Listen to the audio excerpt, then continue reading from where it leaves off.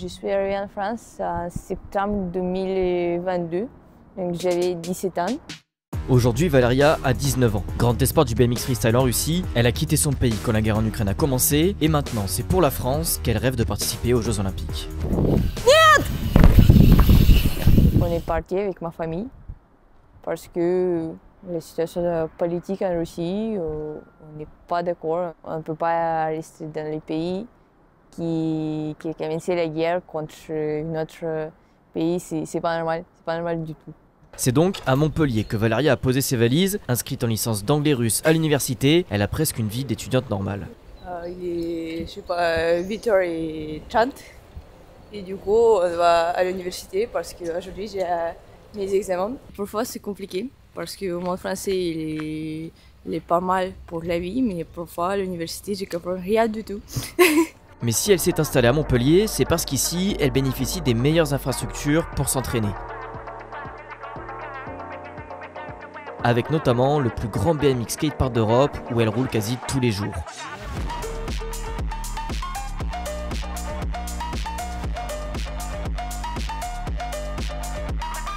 Le tout encadré par les meilleurs entraîneurs du pôle France BMX qu'elle a intégré il y a un an.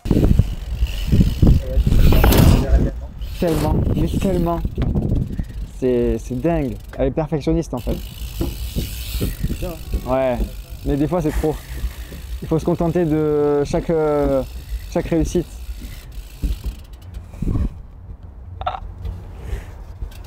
Ouf.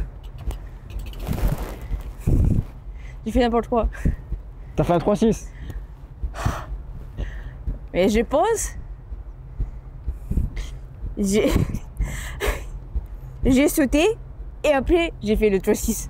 Quand elle a fait les démarches pour venir s'entraîner ici, forcément on a regardé aussi son niveau sportif avant tout. Elle montrait déjà des exploits hein, parce que pour son jeune âge, elle réalisait des figures que certaines du niveau mondial réalisaient déjà. Donc on s'est dit avec tout un processus d'entraînement et de suivi d'entraînement, c'est quelque chose qu'on peut justement lui apporter et la faire évoluer pour qu'elle performe au niveau international. C'est un beau message, puis justement c'est pour ça aussi que la Fédération française de cyclisme a tout mis en œuvre pour justement la naturaliser. C'est des démarches qui ont été très rapides et voilà, ça fait partie aussi d'une des missions justement que la Fédé veut montrer. La porte est ouverte à tout le monde.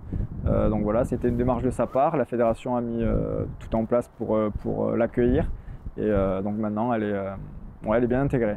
Valeria a donc obtenu la nationalité française en août 2023. La procédure a pu être accélérée par la Fédération française de cyclisme avec en ligne de mire l'éligibilité pour une possible qualification aux Jeux Olympiques de Paris. C'est aussi pour ça pourquoi j'ai changé la nationalité pour continuer ma vie sportive, pour avoir la chance de participer aux Jeux. Quand on a commencé ça, c'était presque impossible d'être en temps pour les Jeux à Paris. Oui, on va faire le maximum, mais il n'y a pas de garantie. Donc maintenant, c'est bon, on a réussi. C'est vraiment un miracle, c'est ça. Mais malgré cette première victoire, Valeria n'est pas encore assurée de disputer les Jeux cet été. Il n'y aura qu'une seule place pour une Française en BMX freestyle. Et pour le moment, c'est la championne de France, Laurie Pérez, qui a été choisie pour disputer le tournoi de qualification olympique. Il y a toujours de l'espoir, elle fait partie des listes olympiques. Elle est remplaçante, donc forcément, elle a toujours des chances. Hein. On ne sait jamais ce qui peut arriver, c'est un sport extrême, donc on ne le souhaite à personne, mais une blessure peut arriver. Donc voilà, elle est toujours en lice en tout cas, et on verra une fois les sélections annoncées en fin juin. Pour l'instant, j'ai une petite chance, donc il faut travailler, il faut faire le maximum. C'est compliqué d'expliquer que pour quelqu'un, c'est un rêve pour aller aux Jeux, et toute la vie, c'est juste ce rêve qui réveille et qui donne la motivation. Mais pour moi, j'avais beaucoup de difficultés, que ce soit la guerre, soit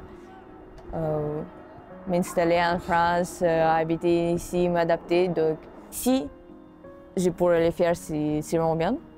Mais sinon, c'est pas la fin de ma vie.